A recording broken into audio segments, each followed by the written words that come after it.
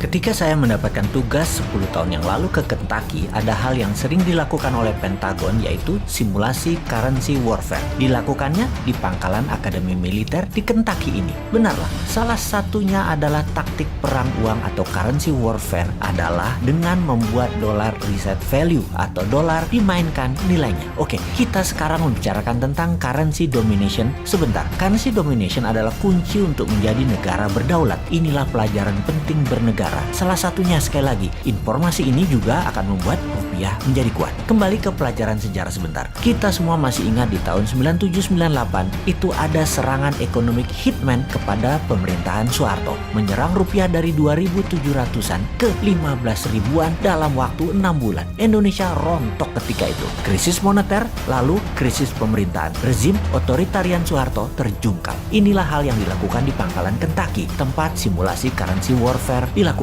Anda, seperti saya kala itu, akan tegang bagaimana simulasi yang mereka lakukan ini semua dengan perhitungan matematik yang rinci, detail, dan jelimet. Mereka melakukannya, sekali lagi, yang namanya dollar reset value. Simulasinya banyak ragam, dimana ketika saya hadir waktu itu, mereka mensimulasikannya adalah mereka menaikkan nilai dolar 30% dari nilai saat ini. Misalnya, 1 dolar adalah 14.500 rupiah. Dibuat 1 dolar 20.000 rupiah. Jadi, Indonesia yang memiliki hutang dalam dolar sekitar 450 billion dolar atau sekitar 6.000 triliun rupiah mendadak dalam sekejap hutangnya jadi 9.000 triliun rupiah. Bangkrut itu pemerintah dalam seketika kalau hal itu dilakukan, yaitu dolar nilainya dinaikkan 30%. Lalu dalam layar simulasi ada nilai currency dolar terhadap 190 negara di dunia. Dilihat apa yang terjadi, bagaimana dengan negara Singapura, bagaimana dengan Jepang, bagaimana dengan negara Eropa, bagaimana dengan Tiongkok, dan lain sebagainya. Menariknya, ketika dolar dinaikkan 30%, Tiongkok tidak rubuh. Cadangan devisa mereka, walau ada dolar, namun gold di Tiongkok kuat dan banyak. Juga yuan dipakai di beberapa negara mitra mereka, membuat Tiongkok kuat. Simulasi kedua, nilai dolar dijatuhkan 50%. Ekspor barang Indonesia dalam dolar jadi hancur. Indonesia rubuh juga. Dalam bahasa Lemhanasnya adalah fail state. Dan hebatnya lagi, Tiongkok tidak rubuh ketika dolar dilemahkan 50%. Simulasi berikutnya yaitu dolar di-cut 80% alias tinggal 20%. Ternyata Tiongkok juga tidak lumpuh. Pokoknya di harga dolar berapapun Tiongkok kuat, bahkan Amerika yang rugi. Menariknya, Indonesia di level turun 20% sudah paria, di level 30% atau 40% bahkan lumpuh negaranya, dan di level 50% fail state, negara gagal. Dan benar deh, dibawa ke harga dolar menjadi 18.000 aja dalam seketika.